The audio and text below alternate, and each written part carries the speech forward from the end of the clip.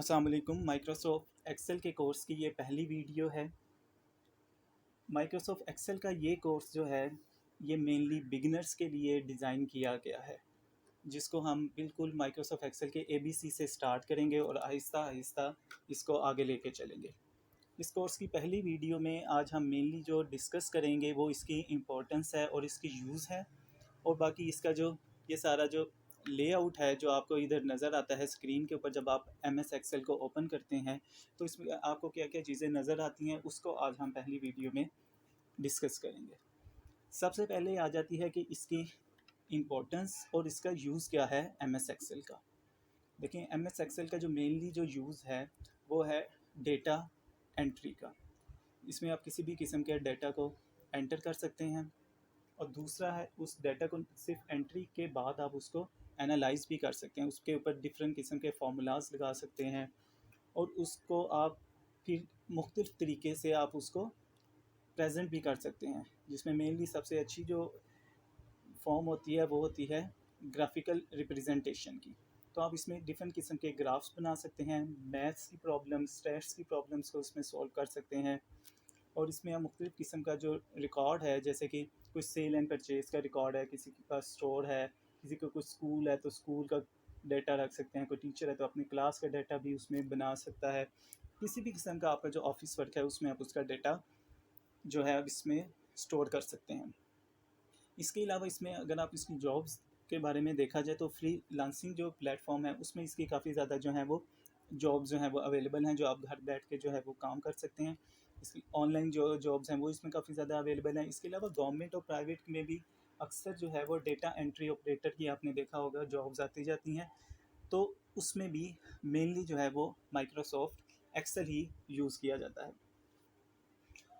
अब ये इम्पोर्टेंस और यूज़ के बाद जो आज हमने इस पहले लेसन में जो डिस्कस करना है वो इसका लेआउट को डिस्कस करना है।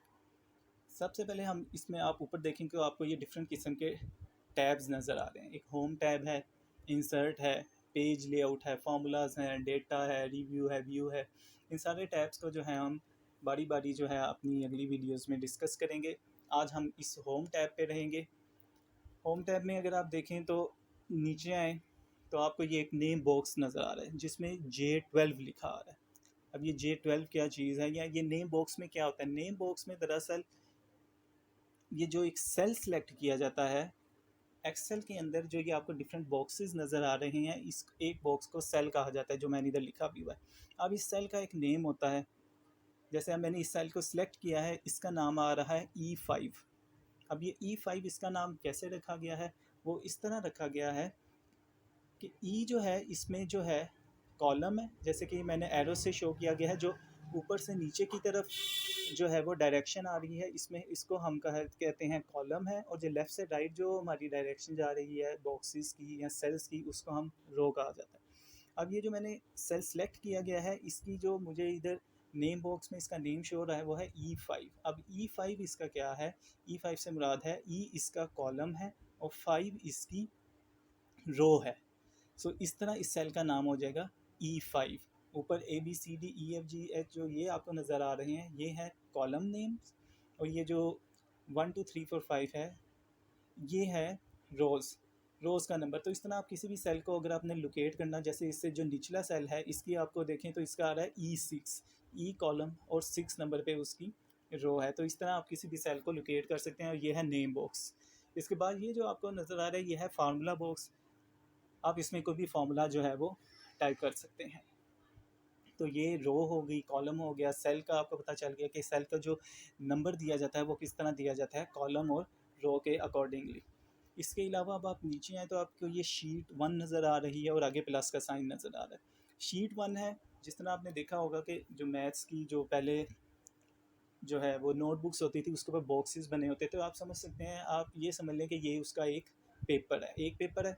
जब आप उसके ऊपर काम कर रहे हैं और आप दूसरे पेपर के ऊपर शिफ्ट करना चाहते हैं तो ये एक शीट 1 है। तो दूसरे पे जाने के लिए नीचे ये प्लस का साइन ऐड करें, प्लस के साइन पे क्लिक करें अगर आप, न्यू शीट जिधर आ रही है तो ये देखिए ये शीट 2 जो है ये ओपन हो जाएगी। इसी तरह आप डिफरेंट जो है शीट 3 भी ऐड कर सकते हैं, और जिस शीट पे वापस जाना हो तो उस शीट के ऊपर जाके क्लिक करें तो वो शीट जो है वो ओपन हो जाएगी। तो ये आपने मेनली जो आपको नज़र आ रहा है, ये आज की मेन जो है वो लेसन 1 था। जो लेसन 2 है उसके इसके अलावा एक और भी चीज़ आज डिस्कस कर लेते हैं। जैसे अब ये कॉलम है और ये रो है, अब हम इसमें ये जो सेल है इसके साइज़ को भी चेंज कर सकते हैं। अगर ये कॉलम के ऊपर जाएँ तो ये देखें, तो हम उसकी कॉलम की जो विड्थ है उसको भी हम चेंज कर सकते हैं, और इधर जो रो है उसकी भी हम हाइट चेंज कर सकते हैं। ये अपने अकॉर्डिंगली जब जो है वो हम इसको चेंज कर सकते हैं। अब आज की इस जो है वीडियो में मैं आपको एक सैम्पल टेबल भी बना के दिखाता हूँ कि किस तरह हम एक्सेल को यूज़ किया जाता है। बाद में हम सीखेंगे भी डिफरेंट ऑपरेशंस। जैसे कि मैं क्लास का एक टेबल बनाना चाहता हूँ, तो मैं इधर लिख देता हूँ कि जो हमारे नेम है स्टूडेंट का, ये उसका आ जाएगा जी, रोल नंबर है, और ये हैं उसके मार्क्स। नेम उसका आ गया, स्टूडेंट है उसका नाम है अली है, ए का नाम है अहमद, और ए का नाम आ गया सलमा। इसका रोल नंबर 1 है, इसका 2 है, इसका 3 है। इसके मार्क्स आ जाएंगे 90, 95 और 65। तो इसको आप इसका ये इधर से जो ऊपर होम टैब में जाके ये बॉटम बॉर्डर यानी बॉर्डर की ऑप्शन आ रही है, इधर से आप जाके इसको बॉर्डर भी, ये ऐसे ही आपको जनरल सा सैम्पल सा टेबल बना के दिखाया कि इस तरह एक्सेल के अंदर जो है हम टेबल बना सकते हैं। बिल्कुल बिगिनिंग एक आप समझ लें, एक स्टार्टिंग सा जो है वो सैम्पल टेबल आपको बना के दिखाया। इसमें बहुत ज़्यादा जो है वो डिफ़िकल्ट किस्म का भी और काफ़ी क्रिटिकल किस्म का भी हम इसमें काम जो है वो कर सकते हैं। नेक्स्ट वीडियो जो होगी उसमें अब जो होम टैब के अंदर ये आपको सारा जो ये फ़ॉन्ट नज़र आ रहा है, ये सारी जो फ़ॉन्ट की एडजस्टमेंट है, आगे ये कंडीशनल फॉर्मेटिंग क्या है, ये सारी वीडियोस को हम जो है इन सारी चीज़ों को हम अगले जो है वो वीडियो में डिस्कस करेंगे। होम टैब पर यानी कि हम मेनली डिस्कस करेंगे। तो आज की जो वीडियो था, लेसन था, वो सिर्फ यही था जिसमें हमने टैब्स को बताया कौन कौन से टैब्स हैं और इसकी इम्पोर्टेंस और इसका यूज़ क्या है, रोज़ और कॉलम क्या होते हैं, और किसी भी सेल का जो एक नंबर है वो किस तरह जो है वो एक्सेल में डिसाइड किया जाता है। और एंड पे आपको एक सैम्पल जो है टेबल भी बना के दिखाया है, शीट्स हम किस तरह ऐड कर सकते हैं। तो ये था आज का लेसन नंबर 1। मज़ीद लेसन जो है वो इसके डेली बेसिस पे आते रहेंगे। शुक्रिया, अल्लाह हाफिज़।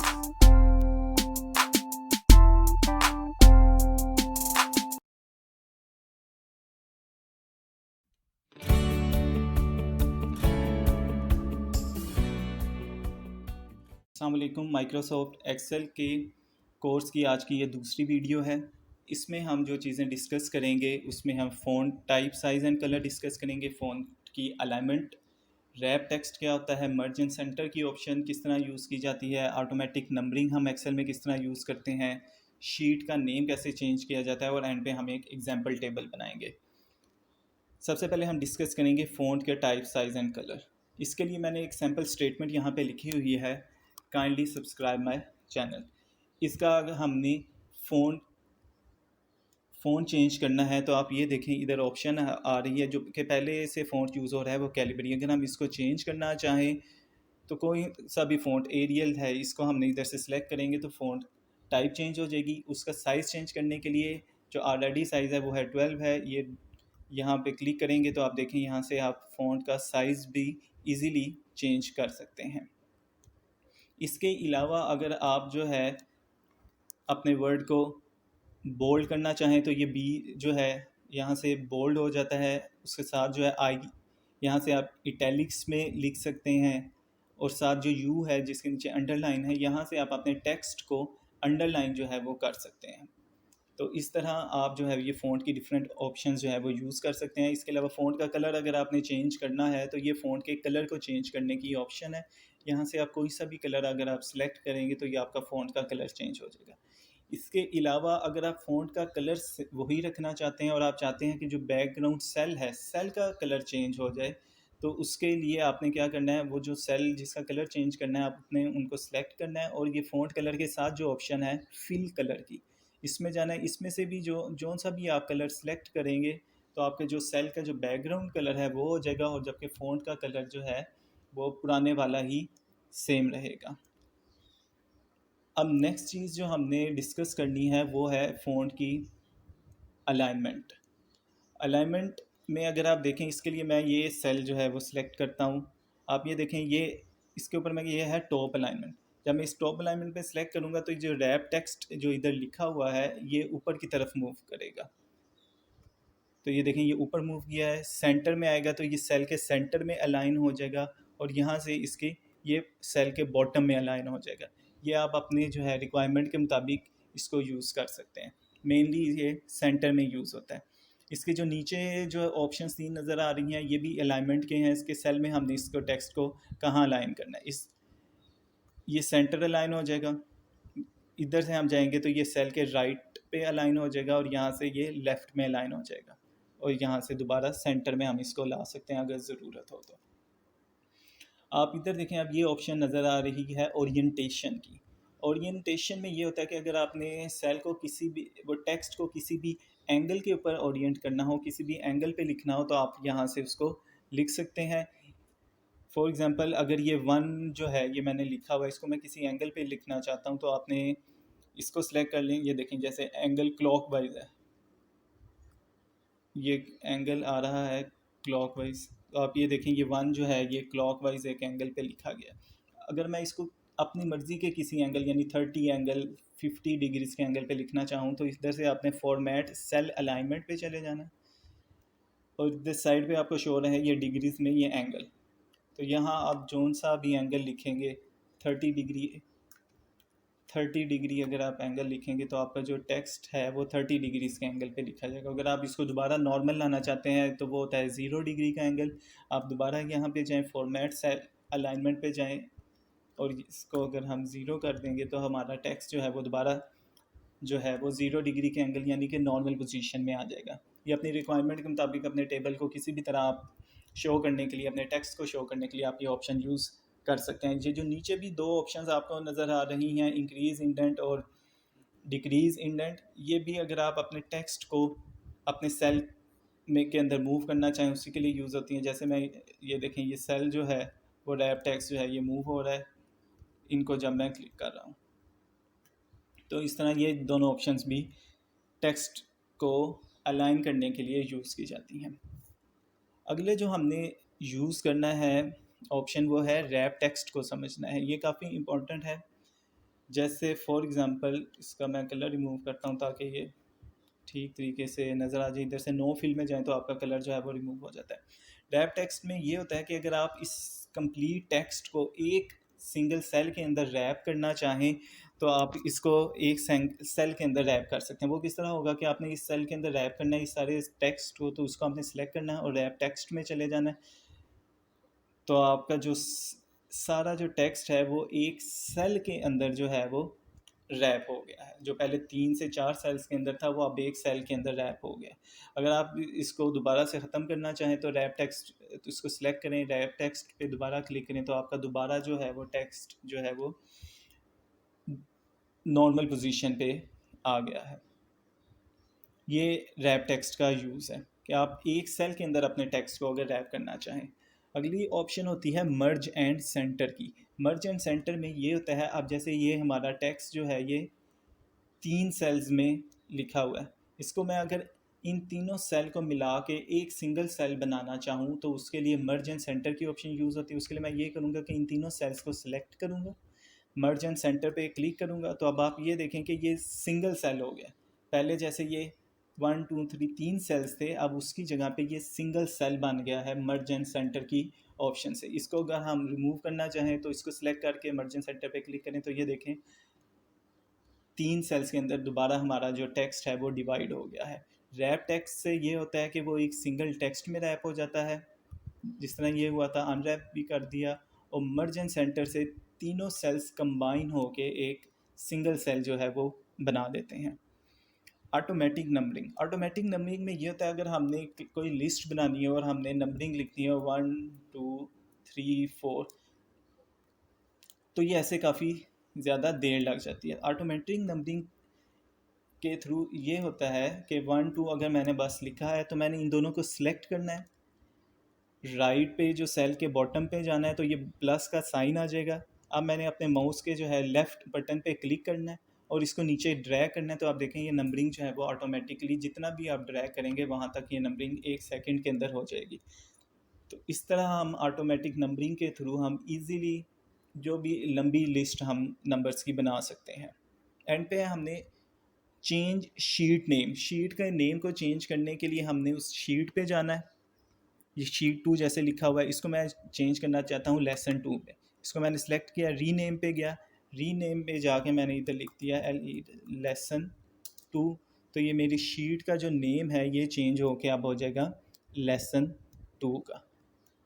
एग्जाम्पल टेबल अगर हमने एंड पे बनाना है, एग्जाम्पल टेबल के लिए हम जो है कोई भी क्लास का एक टेबल बना सकते हैं। फॉर एग्जांपल मैं एक टेबल बनाना चाहता हूँ जो कि है क्लास रिज़ल्ट।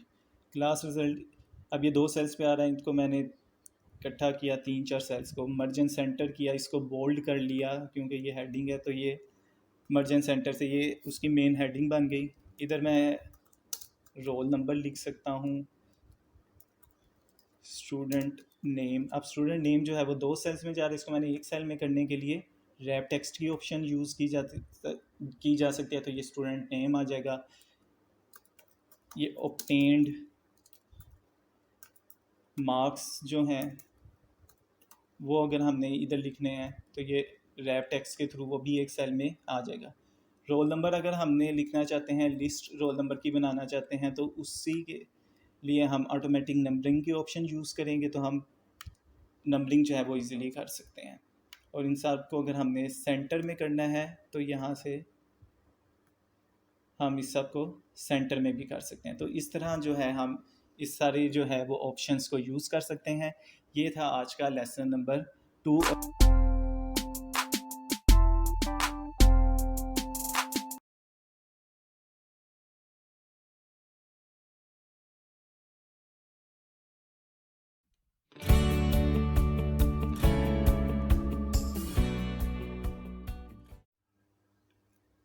अस्सलाम वालेकुम। माइक्रोसॉफ्ट एक्सेल के कोर्स की आज ये तीसरी वीडियो है। इस कोर्स में आज जो हम डिस्कस करेंगे उसमें है कि हम किस तरह नई रो को इंसर्ट कर सकते हैं। किसी रो को अगर हमने डिलीट करना हो तो वो हम किस तरह डिलीट करेंगे, किसी रो को हाइड करना हो तो वो हम किस तरह हाइड कर सकते हैं।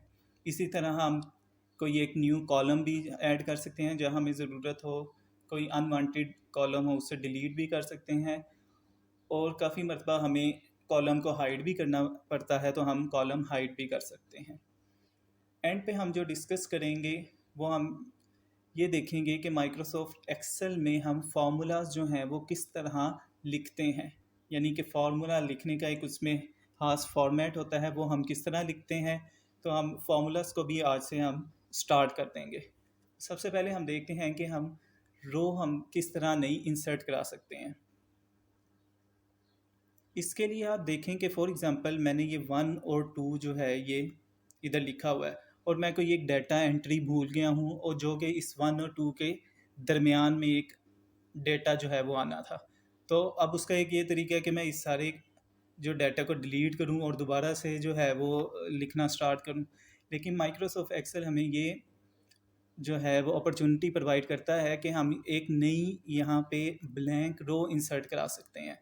तो वो इस तरह है कि आपने अगर इस जगह पे अगर आपने नई रो इंसर्ट करानी है तो आप इस साइड पे अपना जो है वो माउस का कर्सर लेके जाएं, राइट क्लिक करें तो आपको इधर जो है वो नीचे ऑप्शन नज़र आ रही है इंसर्ट की। इंसर्ट के ऊपर जब आप क्लिक करेंगे तो ये देखें आपकी इधर एक ब्लैंक नई जो है वो रो जो है ये ऐड हो गई है। इसमें आप अगर कोई भी मिसिंग डाटा जो था आपका अगर आप लिखना चाहें तो आप वो मिसिंग डाटा यहाँ पे ऐड कर सकते हैं। तो इस तरह हम नई रो को इंसर्ट करा सकते हैं। अब दूसरा हमने जो देखना था वो है डिलीट रनिंग रो। कोई एक डिलीट आपने रो करनी है तो आप उसको इजीली डिलीट भी कर सकते हैं। तो इसी तरह आप जो सी रो को आपने डिलीट करना है उस रो को, ये अगर 3rd नंबर वाली रो को डिलीट करना है इसको सिलेक्ट करें, राइट क्लिक करें तो यहाँ पे ये डिलीट की ऑप्शन आ रही है, तो वो रो जो है आपकी डिलीट हो जाएगी। 3rd पे है अगर हमने किसी रो को हाइड करना हो।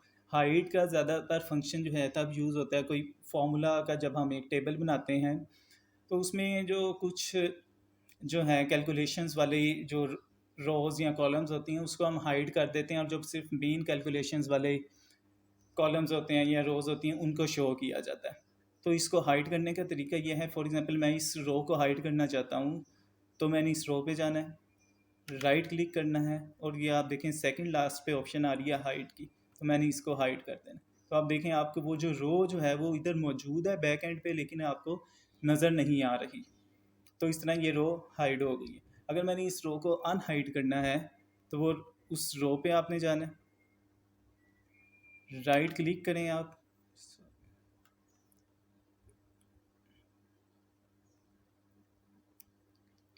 रो पे जाके राइट क्लिक करना है और नीचे अनहाइड की ऑप्शन आ रही है, वहाँ से आपने अनहाइड कर देना है, तो वो रो आपको जो हाइड थी वो अब शो होने लग गई है। यही तीन जो फंक्शंस हैं हम यानी इंसर्ट, डिलीट और हाइड के हम कॉलम के साथ भी कर सकते हैं। वो इस तरह के, फॉर एग्जांपल ये कॉलम है, इसको यहाँ मैं आपको, ये ए है, ये सी और ये डी, ये तीन कॉलम्स हैं। ए और सी के दरमियान अगर मैं एक नया कॉलम बी जो है वो इंसर्ट कराना चाहता हूँ, तो उसके लिए फॉर एग्जांपल मैंने यहाँ पे एक नया कॉलम इंसर्ट कराना है बी का, राइट क्लिक करूँगा इंसर्ट की ऑप्शन पे, और यहाँ पे आप जो है एक नया कॉलम जो है वो इंसर्ट करा लेंगे। अगर आपने ये कॉलम जो है वो डिलीट करना है, राइट क्लिक करें और डिलीट की ऑप्शन से उसको आप डिलीट भी कर सकते हैं। और अगर आपने ये वाला कॉलम हाइड करना चाहते हैं अगर आप, तो उस कॉलम पे जाएं, राइट क्लिक करें और ये हाइड की ऑप्शन से आपका कॉलम जो है ये हाइड भी हो जाएगा। अनहाइड के लिए उसी तरह अनहाइड की ऑप्शन आएगी, उसी क्लिक करेंगे अनहाइड की ऑप्शन आएगी, तो ये वो वाला कॉलम जो है वो आपका अनहाइड भी हो जाएगा। तो इस तरह से आप किसी भी कॉलम को या रो को हाइड भी करवा सकते हैं और अनहाइड भी करवा सकते हैं।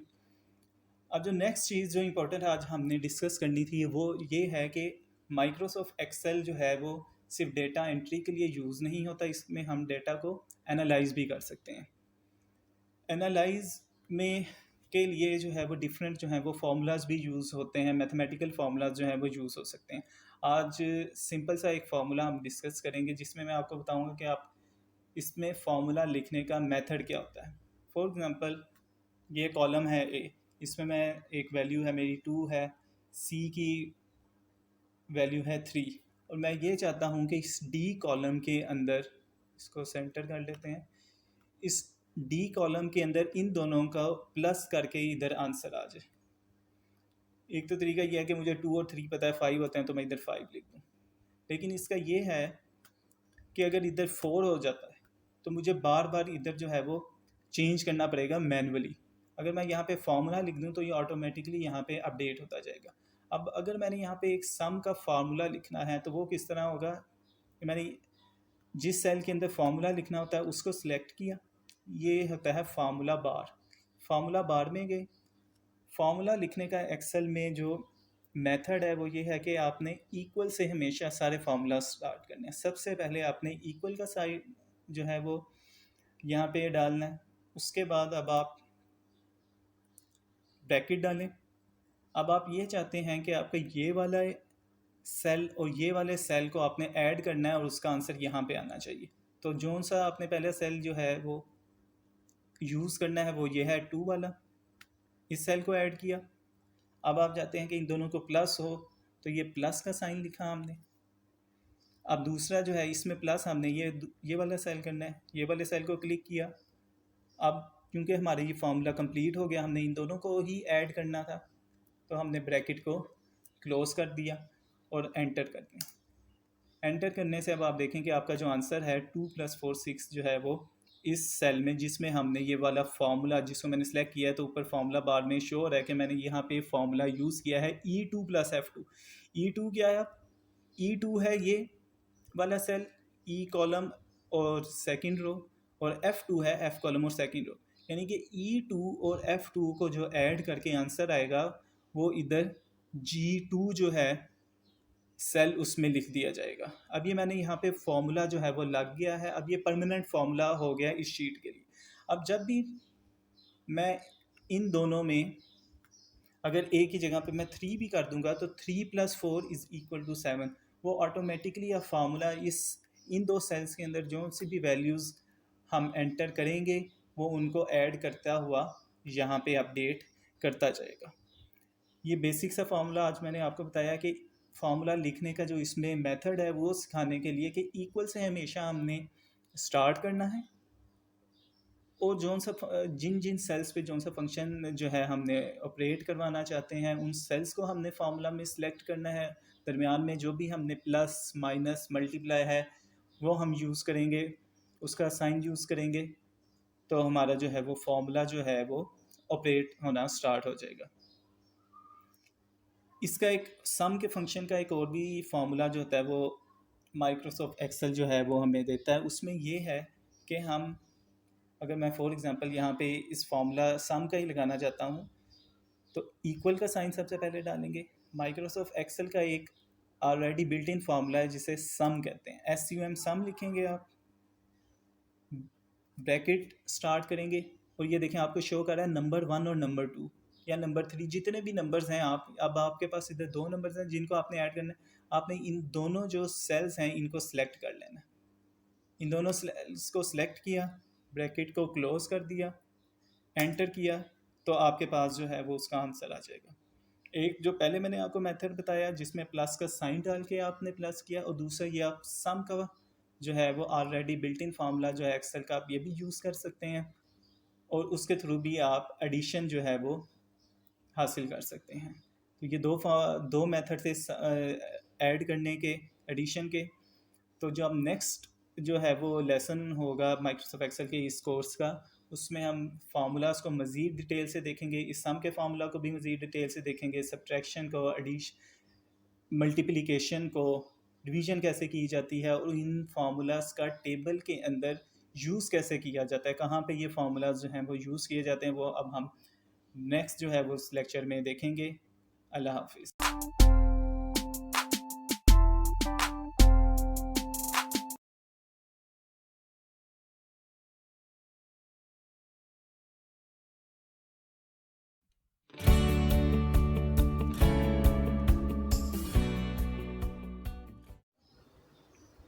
अस्सलाम वालेकुम। माइक्रोसॉफ्ट एक्सेल के कोर्स की आज की ये चौथी क्लास है जिसके टास्क में आज हम सीखेंगे एप्लीकेशन। आज हमने सीखनी है सम फार्मूला की, सब्ट्रैक्शन फार्मूला की, मल्टीप्लिकेशन किस तरह की जाती है, डिवीजन किस तरह इसमें यूज़ की जाती है। और उसके लिए इंसानों को समझने के लिए, एप्लीकेशन को समझने के लिए मैंने एक सैम्पल जो है वो टेबल पहले से बना के रखा हुआ है ताकि जो है वो टाइम जो है वो बच सके। एक ही क्लास रिज़ल्ट का जो है वो टेबल जो है वो मैंने बनाया है जिसमें आप ये देख सकते हैं कि पहला जो है वो कॉलम जो है वो रोल नंबर्स का है। ये स्टूडेंट्स के रोल नंबर लिखे हुए हैं जो कि ऑटोमेटिक नंबरिंग जो कि मैं पहले लेसन 2 में बता चुका हूँ, उस तरह उसको यूज़ करते हुए या नंबरिंग लिखी गई है, स्टूडेंट का नेम आ गया, फिर ये सब्जेक्ट्स हैं, सारे सब्जेक्ट्स के टोटल मार्क्स हैं जो कि इधर 100 में बोल्ड फॉर्म में लिखे गए हैं और उससे नीचे जो है ये सारे ऑब्टेन्ड मार्क्स जो हर स्टूडेंट ने हासिल किए हैं। जैसे ये स्टूडेंट ए है, ये उसके सारे मार्क्स हैं हर सब्जेक्ट में। इसमें आप टेबल को देखें तो ये ऊपर सब्जेक्ट्स, ये जो नीचे ये 6 से 7 जो हैं वो कॉलम्स हैं, इनके ऊपर एक सिंगल हेडिंग सब्जेक्ट देने के लिए मर्ज एंड सेंटर को यूज़ किया गया। इसी तरह रिज़ल्ट जो है ये इन 2 कॉलम्स के ऊपर सिंगल हेडिंग देने के लिए मर्ज एंड सेंटर को यूज़ किया गया है। स्टूडेंट नेम, रोल नंबर को एक सेल के अंदर कन्फाइन करने के लिए रैप टेक्स्ट को यूज़ किया गया है। अब हमने इसमें आज जो मेजर काम ये करना है कि किस तरह हम इस तरह की शीट जो है परमानेंटली हम बना सकते हैं। इसमें बेसिक फार्मूलाज यूज़ होंगे हमारे, सम का फार्मूला, मल्टीप्लिकेशन का, डिवीजन का, परसेंटेज के फार्मूले में यूज़ होगा। तो सबसे पहले हम ये देखते हैं कि हमने टोटल मार्क्स कैलकुलेट करने हैं कि टोटल में से कितने टोटल मार्क्स हैं जिनमें से हर स्टूडेंट मार्क्स गेन करेगा। अब हर सब्जेक्ट के आप ये देखें, जैसे कि इधर मैंने 100 मार्क्स जो हैं वो गिवन है, तो इसको टोटल हम मैनुअली भी कर सकते हैं लेकिन एक्सेल में हम ये सब कुछ फार्मूलाज के थ्रू करेंगे। सो इधर हमने टोटल मार्क्स करने हैं जिस सेल को अभी मैंने सेलेक्ट किया है। अब फार्मूलाज आप देखते जाएं। सबसे पहले एक्सेल में जो भी फार्मूला होता है वो इक्वल के साइन से स्टार्ट करना है। सबसे पहले इक्वल लिखना है आपने। अब आपने चूँकि सम करना है तो सम का फार्मूला SUM सम लिखा, स्मॉल ब्रैकेट आपने लगानी है, और जितने भी सेल्स को आपने ऐड करना है वैल्यूज़ को, वो सारे सेल्स को आपने ड्रैग करके सिलेक्ट कर लेना है। इन सारों को सिलेक्ट किया, ब्रैकेट क्लोज कर लिया और एंटर किया, तो इस तरह देखें आप टोटल मार्क्स जो है वो हमारे 700 इधर आ गए। अब सेम हमने यूज़ करना है कि हर ये जो स्टूडेंट A है, B है, इनके भी इन्होंने जितने मार्क्स लिए हैं वो इस तरह हमने इधर कैलकुलेट करने हैं। इसमें अब हम A के मार्क्स कैलकुलेट करेंगे, सम लिखा, A के सारे जो है वो रो को सिलेक्ट किया, ब्रैकेट क्लोज की, तो ये उसके मार्क्स आ गए 650। B के लिए भी सम का फार्मूला यूज़ किया और इस सारे को ड्रैग किया, तो मार्क्स आ गए इसके भी।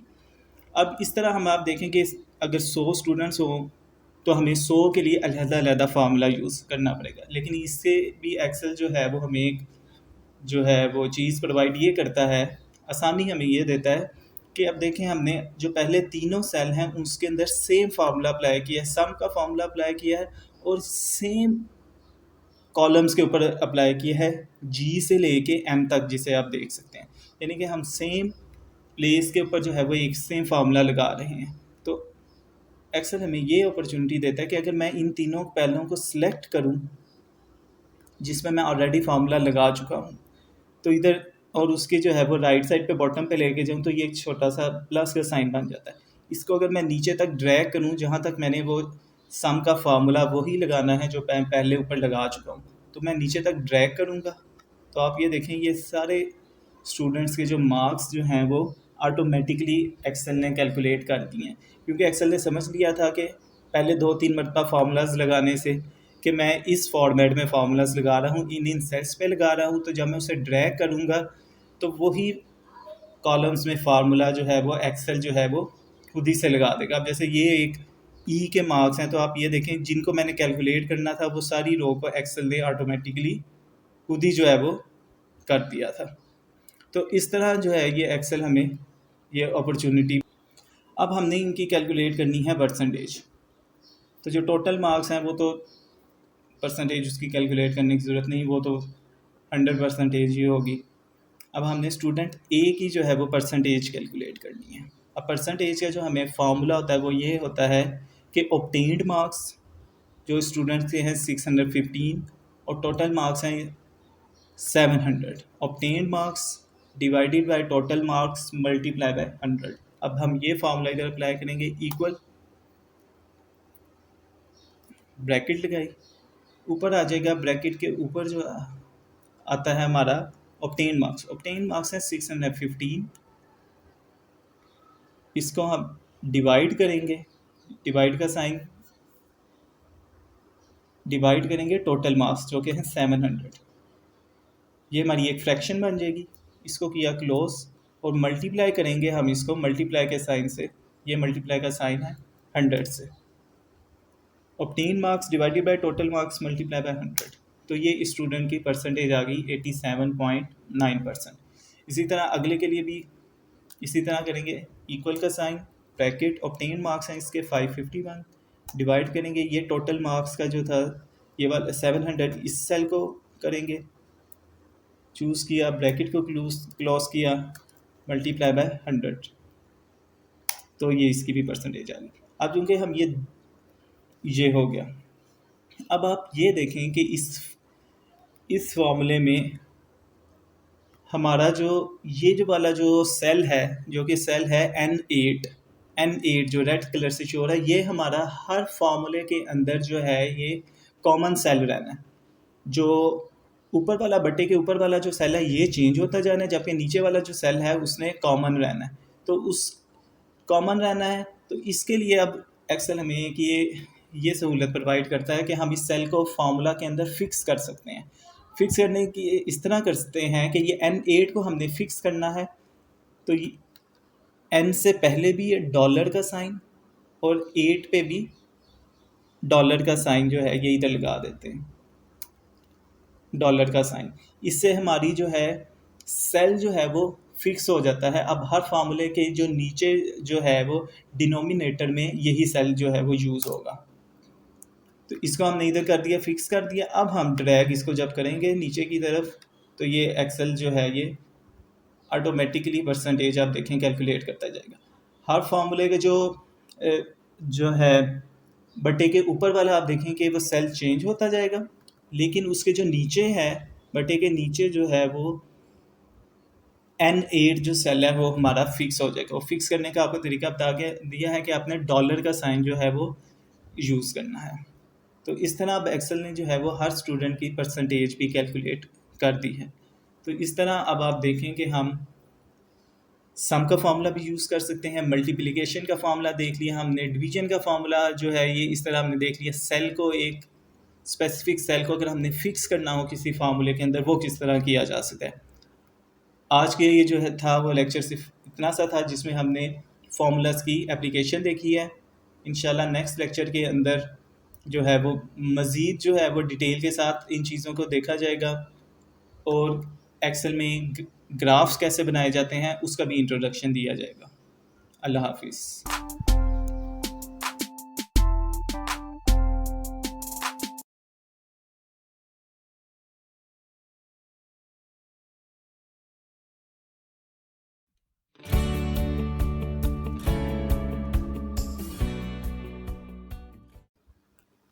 अस्सलाम वालेकुम। माइक्रोसॉफ्ट एक्सेल के कोर्स की आज 5वीं क्लास है।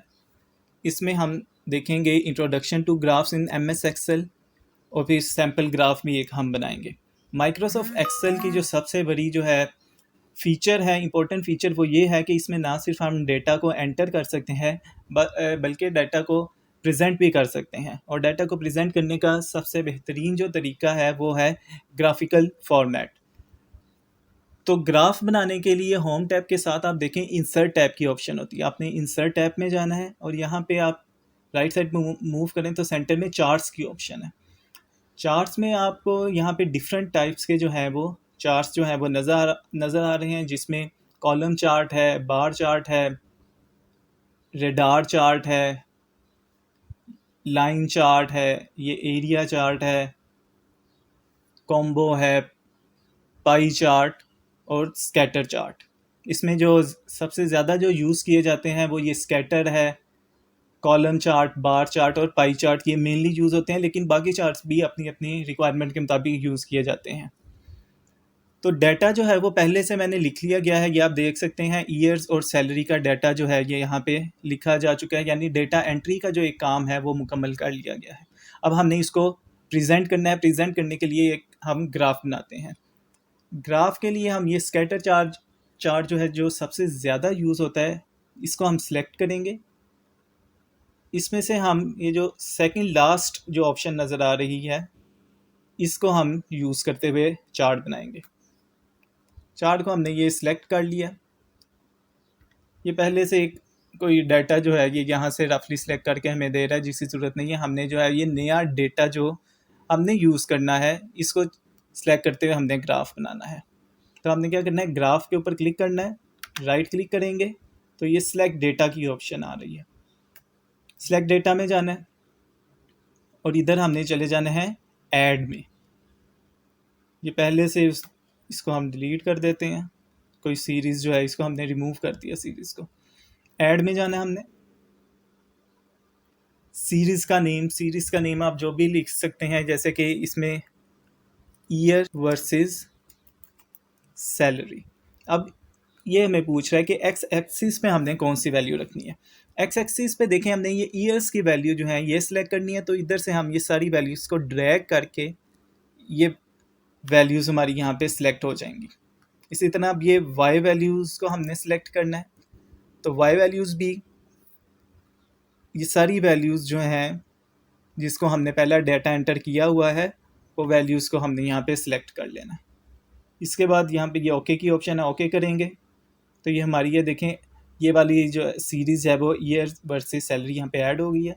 यहाँ पे ओके किया तो अब ये देखें ये एक ग्राफ जो है एक्सेल ने हमें ईयर्स और सैलरी के दरमियान बना के दे दिया है, जिसमें एक्स एक्सिस पे ईयर्स हैं और वाई एक्सिस पे सैलरी लिखी गई है।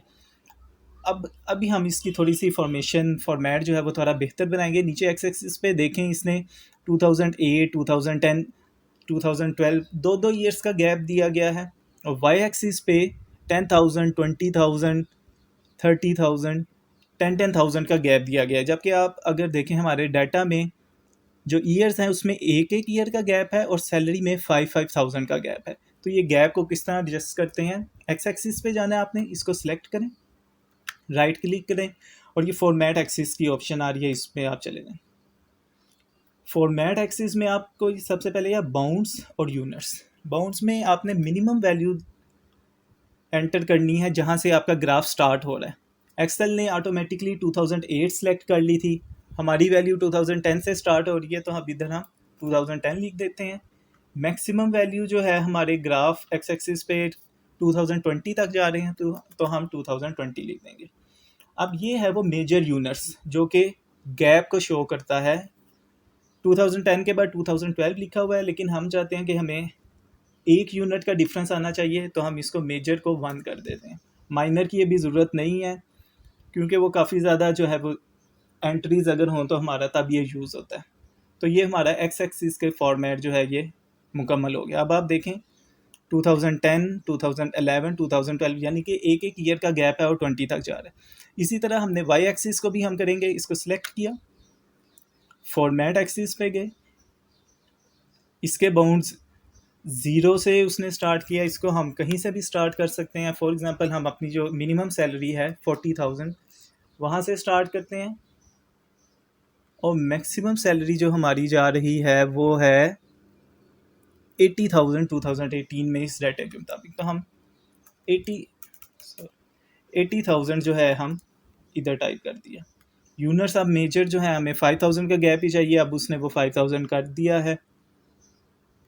तो ये हमारी थोड़ी सी फॉर्मेशन मुकम्मल होगी। अब आप देखें इस डाटा को, अगर हम थोड़ा सा ग्राफ को पढ़ना चाहें तो देखें 2010 है ईयर और सैलरी है 40,000, जो हमारे के डाटा में भी इसी तरह शो हो रही है।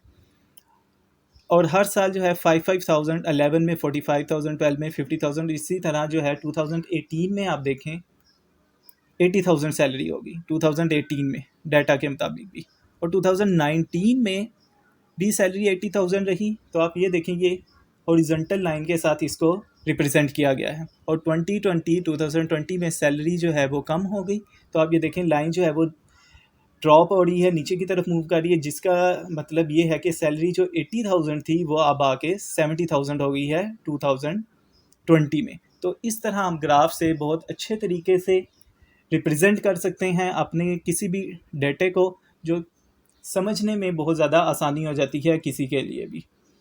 आज का लेक्चर सिर्फ इतना सा था, जिसमें हमने बेसिक के ग्राफ को डाटा कैसे सिलेक्ट करना है, किस तरह जो है वो एक्सिस को थोड़ा सा फॉर्मेट सीखा है।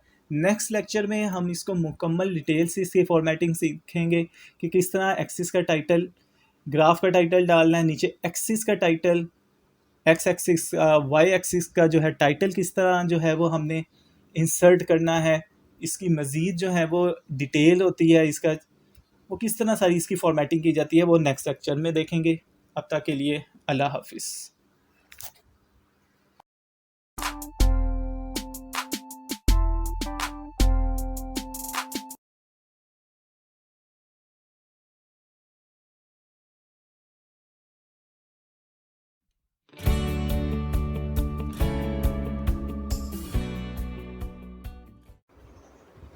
अस्सलाम वालेकुम। माइक्रोसॉफ्ट एक्सेल के कोर्स का 6th लेसन है आज। कल का जो 5th लेसन था उसमें हमने देखा था कि किस तरह हम डेटे को सिलेक्ट करके एक ग्राफ जो है वो बना सकते हैं। ग्राफ की टाइप्स हमने स्टडी की थी। आज हम देखेंगे कि एक ग्राफ जो ये हमने कल बनाया था, इसमें हम क्या मज़ीद इम्प्रूवमेंट ला सकते हैं, इसके डिस्प्ले को, इसकी प्रेजेंटेशन को किस तरह बेहतर बनाया जा सकता है, और इस चार्ट के, इस ग्राफ के क्या क्या एलिमेंट्स होते हैं वो आज हम स्टडी करेंगे। तो सबसे पहले ये है कि आपने इस ग्राफ को सिलेक्ट किया हुआ है। ऊपर आप देखेंगे तो आपको ये चार्ट टूल्स नज़र आ रहे हैं। चार्ट टूल में होगा एक डिज़ाइन का टैब, डिज़ाइन टैब में आपने जाना है, और लेफ़्ट साइड पे जो फर्स्ट टैब है add chart element. Add chart element में आप देखें आपको काफ़ी ज़्यादा ऑप्शन जो हैं वो यहाँ पे नज़र आ रही हैं। सबसे पहले आ रहा है एक्सिस, एक है प्राइमरी हॉरिजॉन्टल एक्सिस और दूसरा है प्राइमरी वर्टिकल एक्सिस। यानी कि कौन कौन से एक्सिस आप डिस्प्ले करवाना चाहते हैं। हमने चूँकि दोनों एक्सिस डिस्प्ले करवाने हैं तो ये दोनों जो हैं इस टाइम सिलेक्टेड हैं। उसके बाद अगला जो आप देखें वो है एक्सिस का टाइटल। अब ये बड़ा इंपॉर्टेंट होता है ग्राफ में कि हमें पता हो कि हमने एक्स एक्सिस पे कौन सी वैल्यू ली है और वाई एक्सिस पे कौन सी वैल्यू जो है वो सिलेक्ट की है। तो इसके लिए एक्सिस का टाइटल जो है वो यूज़ किया जाता है। तो ये अब हम इंसर्ट कराएंगे। एक्सिस के टाइटल में गए, प्राइमरी हॉरिजॉन्टल पे क्लिक किया तो ये देखें नीचे एक्सिस का टाइटल जो है ये लिखा आने लग गया। तो यहाँ हमने चूँकि कल के लेक्चर में आपको पता था कि एक्स एक्सिस में हमने ईयर्स जो है वो डिस्प्ले किए हुए हैं, तो नीचे हम जो है वो लिख देंगे ईयर्स। नीचे हमारा एक्सिस का टाइटल आ गया ईयर्स। अब हमने वाई एक्सिस है, इसका जो है वो हमने टाइटल जो है वो इंसर्ट कराना है। चार्ट एलिमेंट में गए, एक्सिस का टाइटल और यहाँ से अब प्राइमरी वर्टिकल जो है इसका टाइटल अब हम सिलेक्ट करेंगे। इसका जो टाइटल है इधर हमने सैलरी थी तो SAL, तो इधर आ जाएगा सैलरी और ब्रैकेट में लिख देते हैं रुपीज़, क्योंकि रुपीज़ में।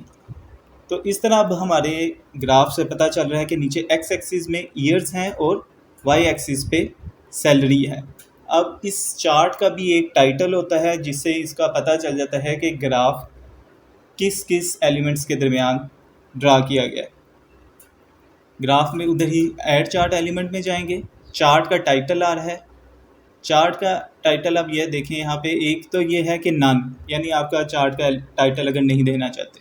दूसरी ऑप्शन है चार्ट के अबव और तीसरा है सेंटरली ओवरले। इसमें से कोई भी आप जो है वो सिलेक्ट कर सकते हैं। हम अभी अबव चार्ट जो है ये सिलेक्ट किया है, तो यहाँ हम लिख सकते हैं कि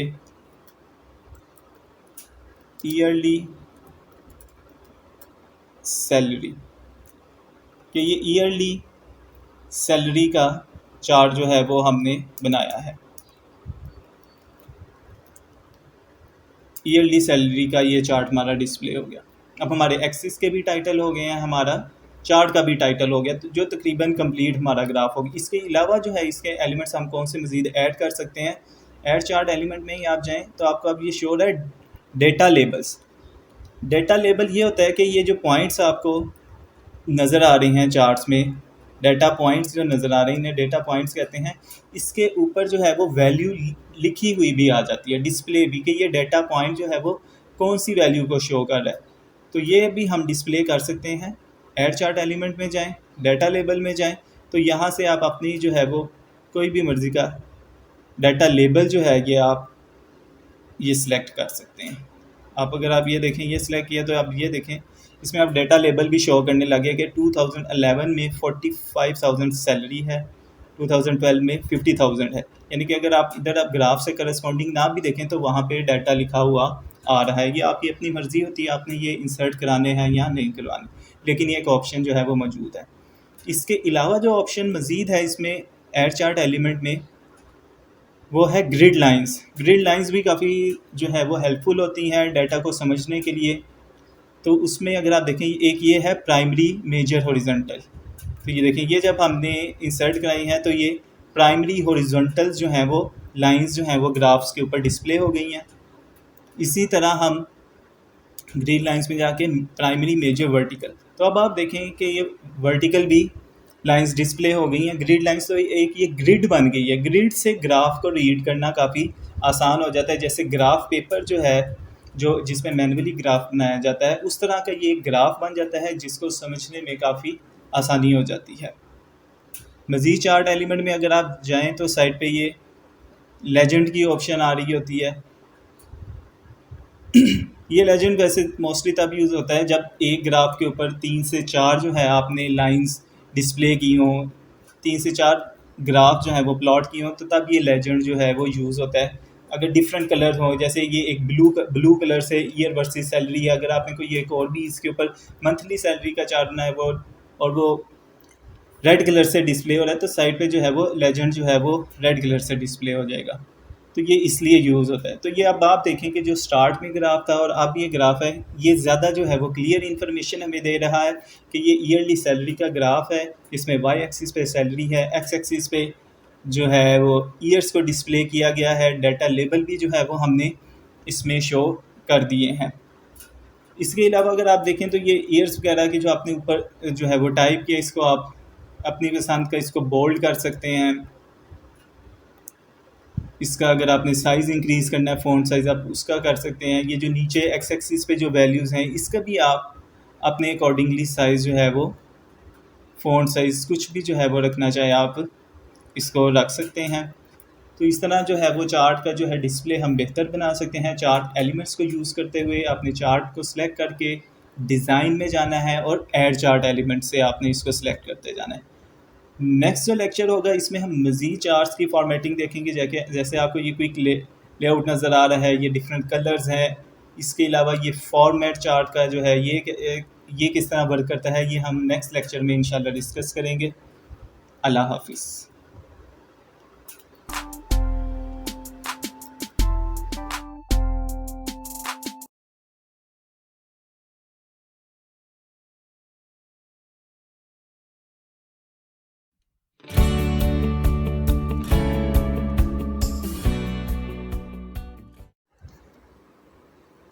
अस्सलाम वालेकुम। माइक्रोसॉफ्ट एक्सेल के कोर्स की आज 7वीं वीडियो है।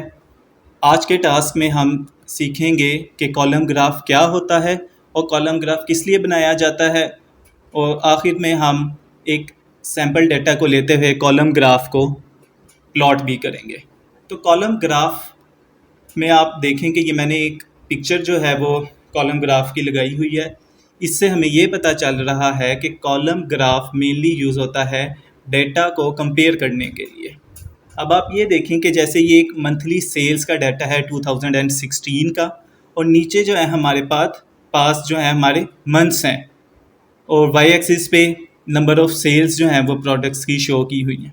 तो इससे हमें डाटा से हमें ये पता चल रहा है, कंपैरिजन करवाया गया है डिफरेंट मंथ्स का, कि जनवरी में कम है और फरवरी में ज़्यादा हुई हैं सेल, और मार्च में सेल्स जो हैं फरवरी से ज़्यादा हैं, अप्रैल में उससे ज़्यादा हैं, और मई में जो है सेल्स वो अप्रैल से कम हो गई हैं, फिर ज़्यादा हो रही हैं। यानी कि डाटा को आप कंपेयर करवा सकते हैं कि क्या डाटा इंक्रीज़ हो रहा है या डिक्रीज़ हो रहा है या स्टेबल रह रहा है डाटा। तो इसका यूज़ जो है वो ये है कि डाटा को हम कंपेयर करवा सकते हैं। अब हम इसको ये सीखते हैं कि प्लॉट कैसे करते हैं। इसके लिए मैंने यहाँ पे सैम्पल डेटा जो है ये ऑलरेडी सिलेक्ट किया हुआ है, मंथ्स और कोरोना के केसेस का, जो कि एक रैंडम डाटा जो है वो मैंने खुद से लिख लिया है, जिसमें मंथ्स हैं फरवरी टू जून, और नंबर ऑफ़ केसेस डेटा के लिखे हुए हैं कि कितने कोरोना केसेस रिपोर्ट हुए। ये फर्जी हैं, ये एक्यूरेट नहीं है, खुद से मैंने लिखे हैं। तो कॉलम ग्राफ बनाने के लिए हमने क्या करना है, हमने इस डाटा को सिलेक्ट करना है। डाटा को सिलेक्ट किया, इंसर्ट में गए, इंसर्ट में जाके आप देखें ये आ रहा है insert column chart. Column chart में जाके हमने इसको सिलेक्ट कर लिया। तो आप देखें ये बहुत इजीली उसने एक ग्राफ जो है एक्सेल ने प्लॉट कर दिया है, जिसमें आपको बहुत आसानी से समझ लग रहा है कि फरवरी में केसेस कितने हैं, मार्च में, अप्रैल में। कॉलम्स की फॉर्म्स में देखें कि इंक्रीजिंग कॉलम हो रहा है, कॉलम की लेंथ बढ़ रही है, जिसका मतलब ये है कि नंबर ऑफ़ केसेस इंक्रीज़ हो रहे हैं।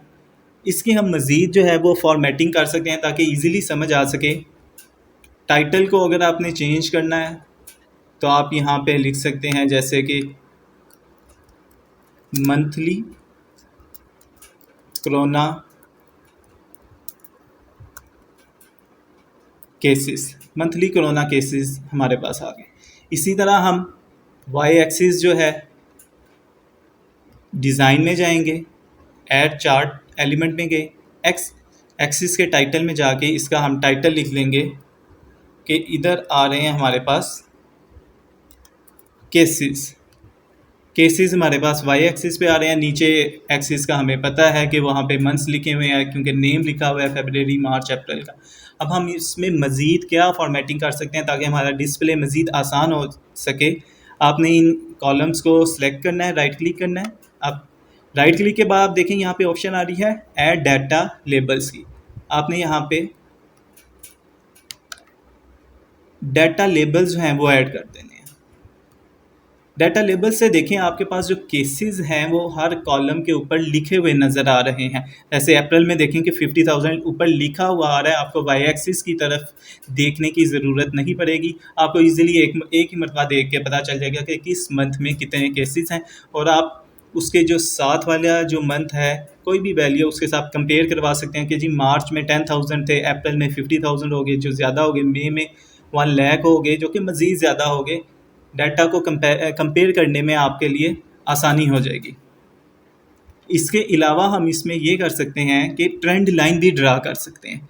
ट्रेंड लाइन जो हमें बताएगी कि हमारा जो ट्रेंड जा रहा है डेटा का वो इंक्रीजिंग है या डिक्रीजिंग है, यानी कि हमारी केसेस जो हैं वो इंक्रीज़ हो रहे हैं या डिक्रीज़ हो रहे हैं। ट्रेंड लाइन जो है वो इस सिलसिले में बहुत इम्पोर्टेंट होती है। उसके लिए भी आपने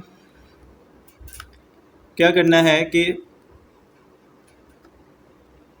ये सिलेक्ट किया कॉलम्स को, राइट क्लिक किया तो आप इधर देखेंगे ऐड ट्रेंड लाइन की ऑप्शन आ रही है, इस पर क्लिक किया तो आप देखें कि ये ट्रेंड लाइन जो है वो डॉटेड ब्लू कलर में ट्रेंड लाइन जो है वो शो कर दी है। इसकी हम फॉर्मेटिंग भी कर सकते हैं। ये देखें साइड पे फॉर्मेटिंग आ गई है, लीनियर टाइप है ट्रेंड लाइन की।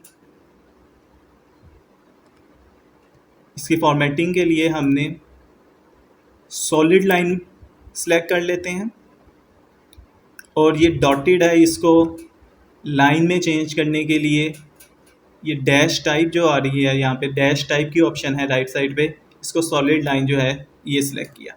अब ये ट्रेंड लाइन से हमें ये पता चल रहा है कि हमारा जो डाटा का ट्रेंड है वो इंक्रीजिंग है, यानी कि पहले कम था और ये ऊपर की तरफ लाइन जो है हमारी इंक्रीज होती जा रही है मंथ्स में।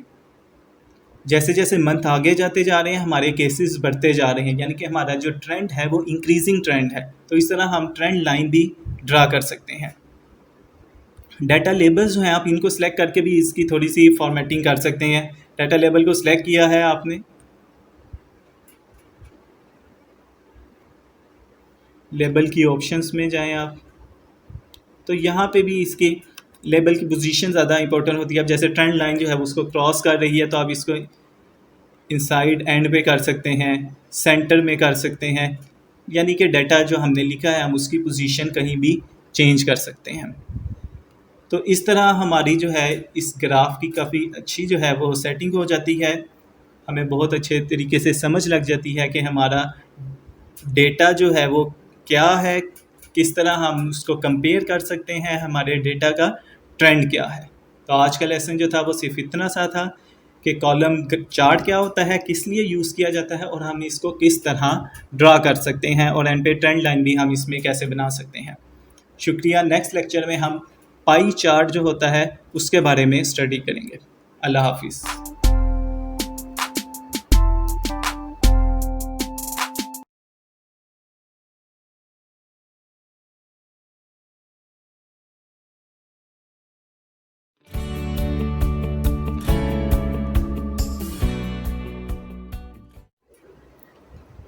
अस्सलाम वालेकुम। माइक्रोसॉफ्ट एक्सेल के कोर्स की आज 8वीं वीडियो है।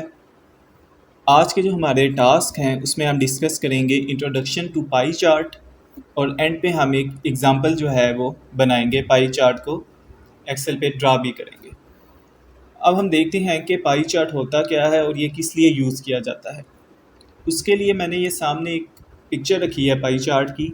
इसमें अगर आप देखें तो एक सर्कल नज़र आ रहा है, और उसके अंदर आपको उस सर्कल के डिफरेंट स्लाइसिस किए गए हैं, पीसीस किए गए हैं, और हर डिफरेंट एक जो पीस है उसके अंदर एक अलहदा परसेंटेज शो की गई है, डिफरेंट परसेंटेज शो की गई है, प्रपोर्शन भी आप उसे कह सकते हैं, उसको दिखाया गया है।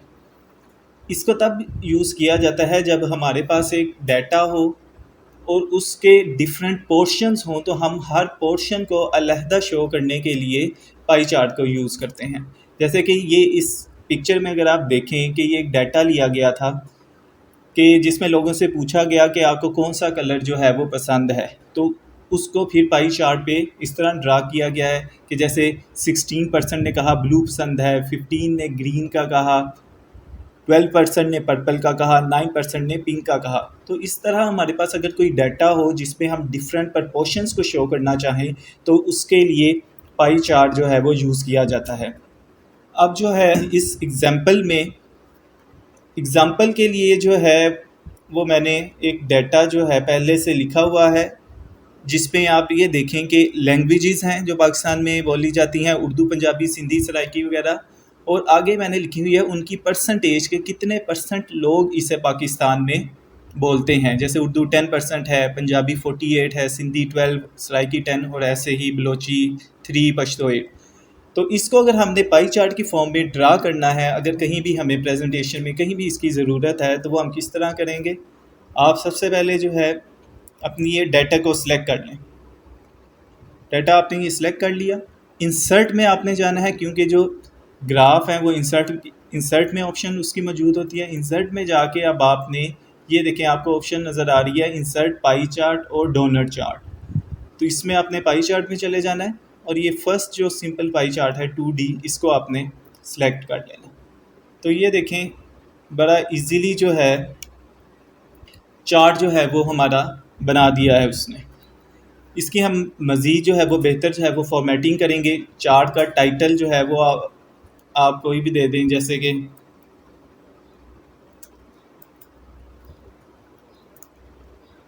Languages in Pakistan. अब आप ये देखें कि नीचे इसमें चार्ट के जो सर्कल है इसमें डिफरेंट कलर्स हैं और हर कलर का नीचे जो है उन्होंने लेजेंड जो है वो दिया हुआ है। जैसे ये पंजाबी है, इसका ये मैरून कलर है, उर्दू के लिए ब्लू कलर यूज़ किया गया है, सराइकी के लिए पर्पल कलर जो है वो यूज़ किया गया है। तो इस तरह जो है वो उसने हमारे लिए पाई चार्ट ड्रा कर दिया है। लेकिन अब हम इसको मज़ीद जो है वो इसकी प्रेजेंटेशन बेहतर बनाने के लिए इसमें क्या कर सकते हैं, आपने इस पाई चार्ट को सिलेक्ट करना है, राइट क्लिक की तो इधर ऑप्शन आ रही है ऐड डाटा लेबल्स की, तो आपने डाटा लेबल जो है वो ऐड कर देने हैं। अब आप देखें कि जो इसके अंदर जो हमारी परसेंटेज भी थी, जैसे पंजाबी 48% लोग बोलते हैं तो उसमें 48% लिखा हुआ भी नज़र आ रहा है। 12% लोग सिंधी बोलते हैं तो उसमें सिंधी का 12% हमें लिखा हुआ भी नज़र आ रहा है। यानी कि अब हमारा जो उसको समझना है वो मज़ीद आसान हो गया है। इसको मज़ीद जो है वो बेहतर बनाने के लिए आप ये देखें कि ऊपर की तरफ मूव करें, डिज़ाइन टूल्स के अंदर ये मुख्तलिफ ऑलरेडी बिल्ट इन जो है वो एक्सेल ने इसके फॉर्मेट्स दिए हुए हैं। ये ऑलरेडी जो हम यूज़ करें वो है फॉर्मेट इसके साथ वाला है, ये देखें आप। इसके अलावा मज़ीद ये वाला फॉर्मेट है। यहाँ डिफरेंट किस्म के फॉर्मेट जो हैं वो एक्सेल ने हमें पहले से गिवन है, इसमें से हम कोई भी फॉर्मेट जो है वो अपनी पसंद का यूज़ कर सकते हैं ताकि हमारी प्रेजेंटेशन जो है वो मज़ीद बेहतर हो सके।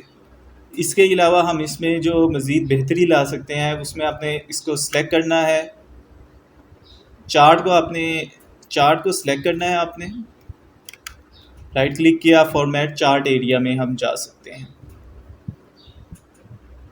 फॉर्मेट चार्ट एरिया के अंदर फिल की ऑप्शन है हमारे पास।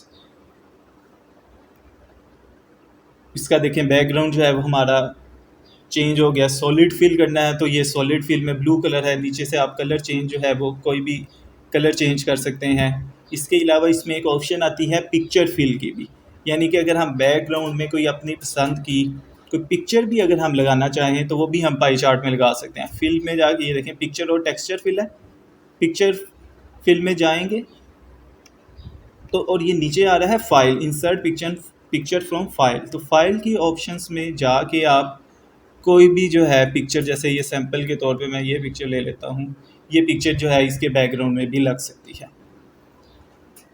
इसके अलावा मज़ीद आप इसमें जो है वो कुछ चेंजिंग कर सकते हैं। ये जो हमारे डाटा लेबल थे इसको भी हम चेंज कर सकते हैं।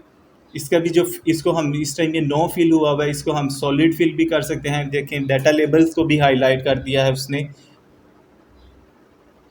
तो इस तरह आप इसको अगर देखें फॉर्मेट एरिया में जाके तो इसकी काफ़ी ज़्यादा जो है वो आप ऑप्शन जो है मौजूद होती हैं जिसके ज़रिए आप इसको बेहतर बना सकते हैं। बेसिक इसमें ये था कि हमने डाटा को सिलेक्ट करना है, पाई चार्ट में जाना है, पाई चार्ट में जाके हमने ये चार्ट जो है वो ड्रा कर लिया है। इसकी और भी टाइप्स होती हैं, जैसे अगर मैं अब इसको डिलीट करता हूँ इस, या इसको नीचे कर देते हैं, नया एक हम चार्ट जो है वो बनाते हैं। अगर हम नया चार्ट अगर हम बनाना चाहें, इंसर्ट में गए, ये हमने डाटा सेलेक्ट किया है, पाई चार्ट के अंदर डिफरेंट चार्ट्स की भी ऑप्शन मौजूद है। तो अगर आप ये देखें, ये 3D पाई चार्ट की भी ऑप्शन मौजूद है। अब आप देखें, पहले वो सर्कल जो था वो 2D था, अब इसमें 3D पाई चार्ट जो है वो एक डिस्क की फॉर्म में वो हमें बना दिया है, जो कि सेम वैल्यूज़ को रिप्रेजेंट कर रहा है, लेकिन एक डिफरेंट तरीके से 3D फॉर्म में जो है वो शो कर रहा है। इसमें भी वही पंजाबी के लिए उसने मैरून सा कलर यूज़ किया। इसमें भी हम अगर डाटा लेबल को इंसर्ट कराना चाहें, उसी तरह राइट क्लिक करके डाटा लेबल में जाके हम डाटा लेबल को इंसर्ट करा सकते हैं। तो देखें आप 48% 12% लिखा हुआ आ गया है। इसको भी अगर हमें साइज़ इंक्रीज़ करना है, जो हमारा ऊपर टेक्स्ट लिखा हुआ है, टेक्स्ट को सिलेक्ट करें, होम में जहाँ पे टेक्स्ट की ऑप्शन होती है वहाँ पे जाके आप इस टेक्स्ट के साइज़ को बड़ा भी कर सकते हैं, बोल्ड करना है बोल्ड कर लें, ताकि मज़ीद जो है वो बेहतर तरीके से हमें नज़र आ सके। चार्ट के टाइटल को भी एडिट किया जा सकता है, यानी कि जो हमने एडिट चीज़ें हमने 2D फॉर्मेट में हमने पहले की थी, वही सेम हम ये 3D जो चार्ट हमने की ऑप्शन मौजूद है इसमें भी हम कर सकते हैं। सो आज के लेक्चर में हमने पाई चार्ट के बारे में पढ़ा है, पाई चार्ट को किस तरह ड्रॉ किया जाता है। नेक्स्ट लेक्चर के अंदर हम जो चार्ट की मज़ीद दूसरी फॉर्म्स हैं, एक बार चार्ट भी होता है, उसको भी हम डिस्कस करेंगे, और भी डिफरेंट फॉर्म्स को चार्ट की को हम डिस्कस करेंगे। अल्लाह हाफिज़।